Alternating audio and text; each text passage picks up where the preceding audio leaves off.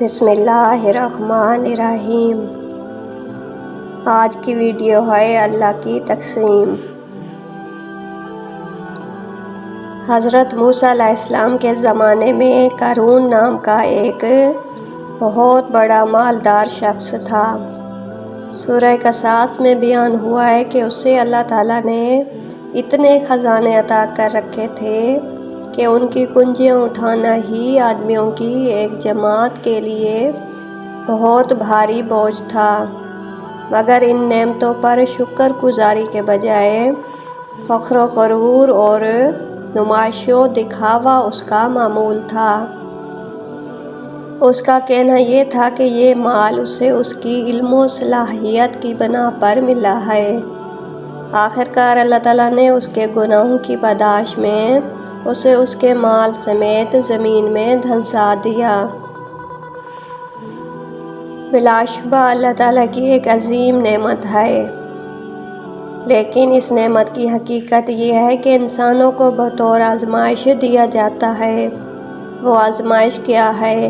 اسے رسول اللہ صلی اللہ علیہ وسلم نے بڑی خوبی سے اس طرح بیان کیا ہے کہ تمہارے کمزوروں کی وجہ سے تمہاری مدد کی جاتی ہے اور تمہیں رزق دیا جاتا ہے۔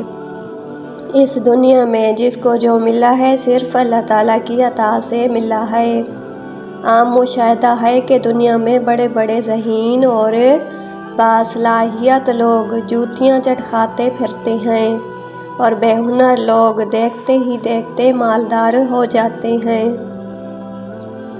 لوگ اسے قسمت کہتے ہیں، در حقیقت یہ اللہ تعالیٰ کی اپنی تقسیم ہے۔ یہ تقسیم ہمیشہ غیر متوازی کی جاتی ہے۔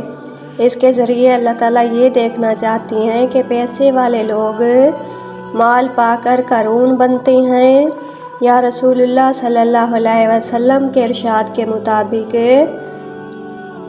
یہ جان لیتے ہیں کہ یہ مال اصل میں انہیں ضعیفوں کی وجہ سے ملا ہے۔ جو لوگ قارون بنتے ہیں ان کا انجام بھی قارون جیسا ہوگا، لیکن جو لوگ اسے عطیہ الہی سمجھ کر غریبوں پر خرچ کرتے ہیں انہیں اللہ کے نبی کے ساتھ بسا دیا جائے گا۔